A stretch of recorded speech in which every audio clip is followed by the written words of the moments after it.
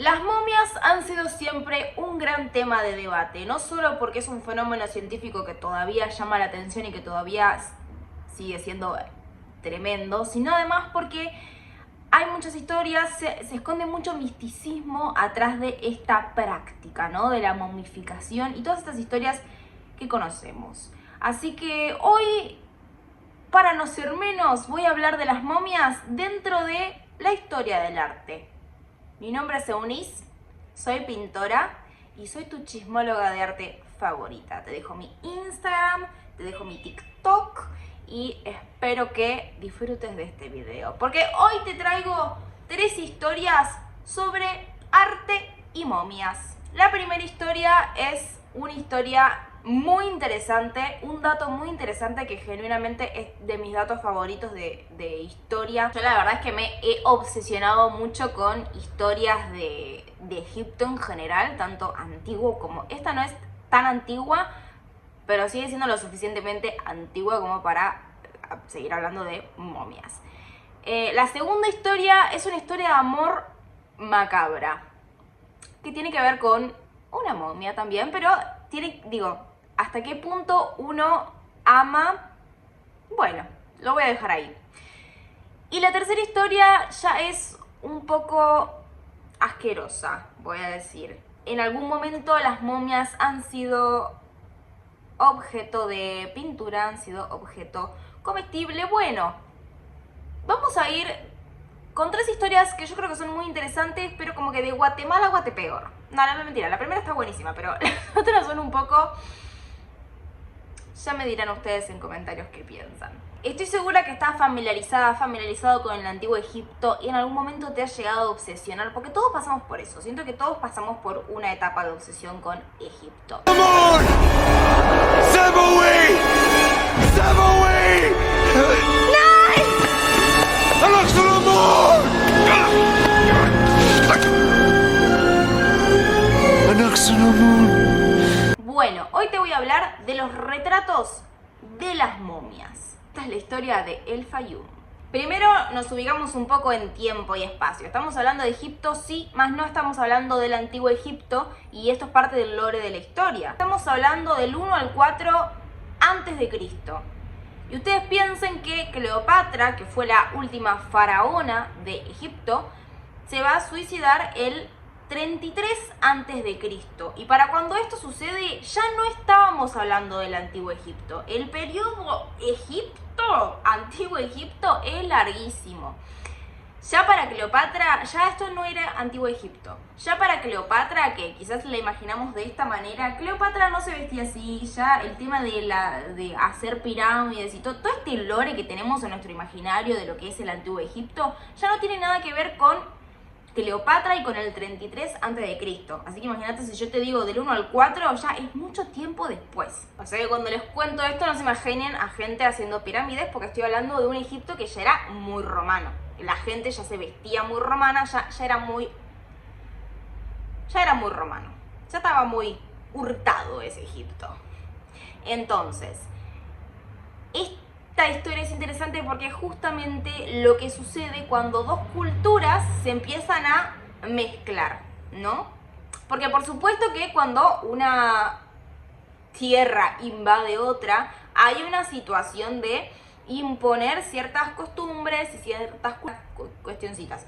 Pero la gente que ya tenía sus costumbres antiguas, que eran muy distintas, porque ya hasta la religión era otra, claro, de pronto se encuentran con esta otra y se empiezan a mezclar. ¿Qué sucede? Para esta época la gente seguía momificando a sus muertos, pero también se le hacían retratos a los muertos. Hacer retrato de una persona era una cuestión ya muy romana. Era muy romano hacer un retrato de alguien. En el antiguo Egipto se dibujaban en las paredes, qué sé yo, pero no era... Vos a tu muerto lo momificabas para esta época, no es que le hacías un retrato de la cara de la persona. De cualquier manera, todos medio que se veían igual.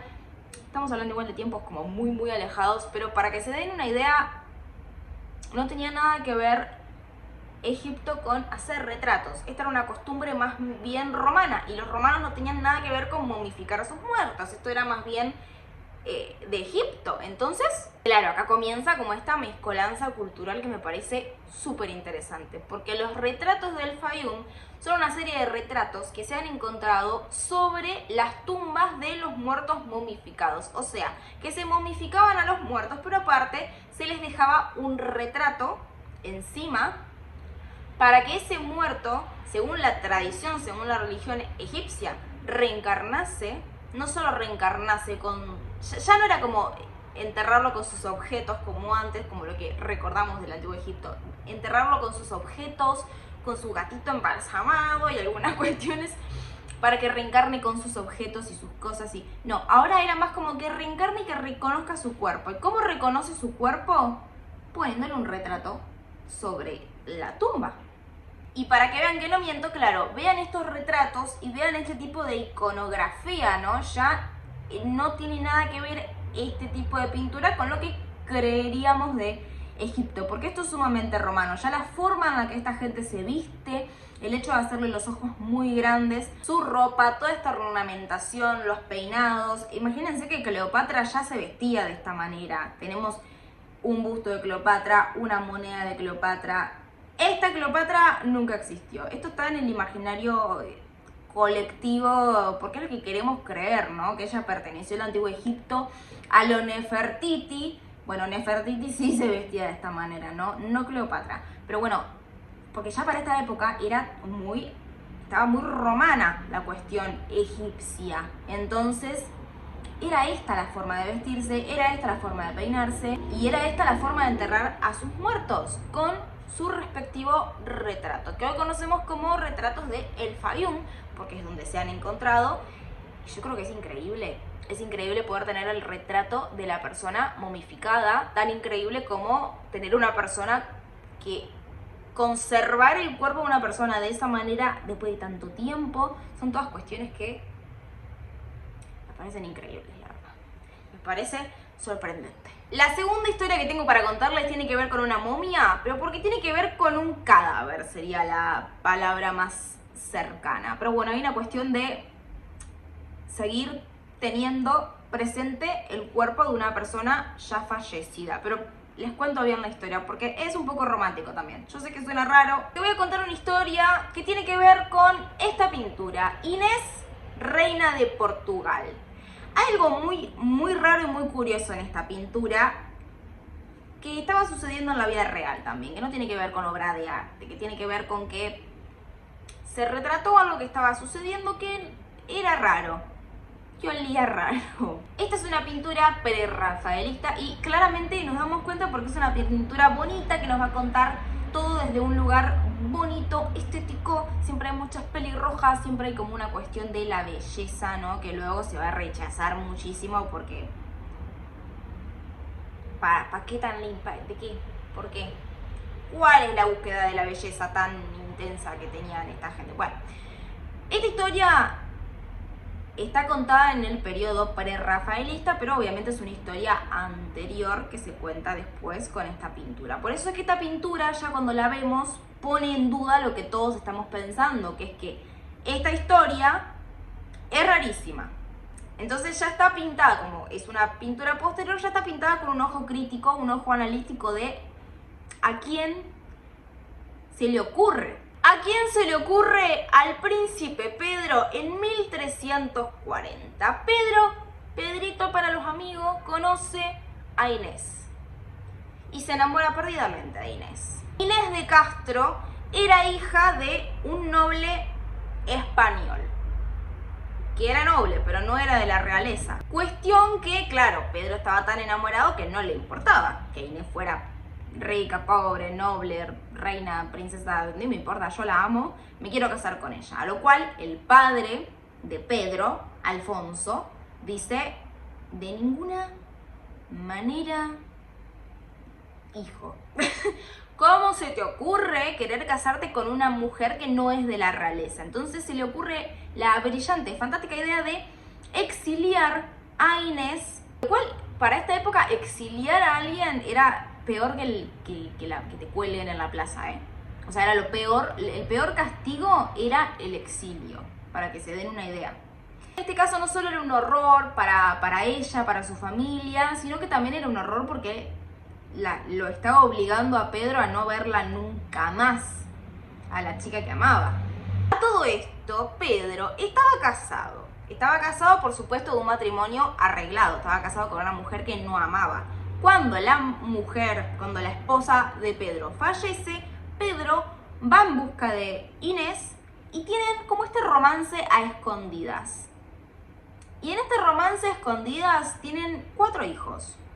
O sea, fue un potente romance de mucho tiempo y de mucho amor genuino. Pero eventualmente el padre de Pedro, Alfonso, se entera y manda a Inés con 29 años. O sea, dice, ¿qué? Se entera de pronto de que esto del exilio no solo no funcionó, sino que su hijo sigue enamorado de esta mujer, tiene hijos bastardos con esta mujer, la ama, los quiere reconocer, la quiere reconocer a ella. Todo esto a espaldas de su padre, ¿no? A espaldas de Alfonso. Así que la manda directamente. Dice, ¿sabes qué? ¿Sabes qué? O sea, la mandé a exiliar y vos aún así querés pasar sobre mi autoridad. Listo, la fletamos. Pedro se vuelve loco. Loco, peleas, trapitos adentro de la casa del castillo. Bueno, hasta que eventualmente Alfonso, que era el padre, que era el rey, fallece y asume como rey Pedro. Y una vez que Pedro es rey, lo primero que hace en la corte como rey es admitir que él había tenido, no un romance, que se había casado a escondidas con Inés, que tenía 4 hijos legítimos, carajo, y que estaba muy enojado y iba a tomar represalias. Entonces, ¿qué hizo? Fue a buscar a los que habían a su amor Inés, literalmente, los que fueron a acabar con su vida, y les sacó el corazón. Literalmente, de todas las muertes posibles, él eligió sacarles el corazón.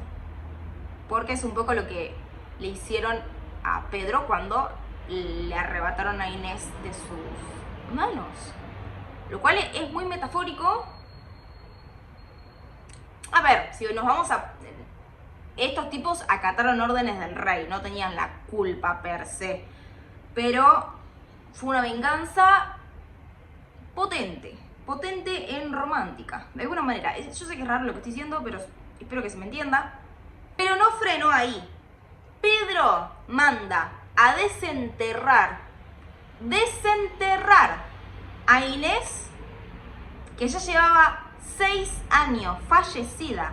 La manda a desenterrar, la sienta en el trono, la corona, y estamos hablando de un cuerpo en descomposición, ¿eh? Sí. La corona como su reina y manda a todos, porque en esta época es como que los reyes eran muy amados por su pueblo, ¿viste? Eran un poco como dioses, como que ellos elegían te amamos o te odiamos quizás, pero en general, en su momento, incluso aunque seas María Antonieta, vas a tener un público que te va a amar. ¿Por qué? Porque sos su reina y es como que la amamos. Entonces el chabón dice, ¿saben qué? Yo sé que es un cuerpo en descomposición lo que yo les estoy presentando y le acabo de poner una corona en su cabeza. Vayan a rendirle culto, plegaria, bésenle la mano y los pies a mi mujer Inés, que está fallecida hace 6 años y que ahora mismo está sentada en el trono, muerta. Y esta pintura es genial porque si bien están haciendo lo que les pidió Pedro que hagan a la corte está yendo a besarle la mano y los pies y qué sé yo, también hay mucha gente que está desesperada como que ¿Esto es real? ¿Alguien está filmando esto? Por un lado, todos entendemos que esto es un acto de locura ya, pero por otro lado también es un tipo muy desgraciado que le va a pasar que le matan al amor de su vida, a la madre de sus hijos, con quien él quería pasar el resto de su vida, con quien él quería casarse realmente. Es súper injusto. Digo, ¿hasta qué punto el chabón se volvió un poquito loco y hasta qué punto decís... Yo hubiera hecho lo mismo. No sé si tanto. Pero es tipo, ¿qué injusticia, loco? ¿Qué injusticia? Encima que se amaban te hace pensar, ¿no? Y a día de hoy, teniéndolo todo tan fácil, tan servido, acá nadie se tiene que casar por... A nadie le obligan a casarse, a nadie le obligan a... Y sin embargo, estamos todos solteros. ¿Qué pasa? ¿Qué está pasando? Qué desperdicio... Se ponía muy personal. Qué desperdicio de libertad que tenemos, ¿no? ¿Para qué estamos usando nuestra libertad? ¿Acaso para para coronar a nuestras reinas muertas? No. ¿Qué estamos haciendo? ¿Qué estamos haciendo mal? Como época. Y esta tercera historia que tengo para contarles es un dato curioso de época que sucedió y que me parece pertinente que se sepa porque es un poco un asco, pero también estamos hablando de otras cosas cuando... A ver, vamos por partes. Volvemos a las momias y volvemos a las momias del antiguo Egipto. Ha habido a lo largo de la historia del arte muchos pigmentos raros, pigmentos salidos de sangre, pigmentos salidos de lugares muy raros y muy asquerosos, con plomo, con titanio, pigmentos raros, tóxicos, lo que vos quieras. Pero este ya es muy macabro.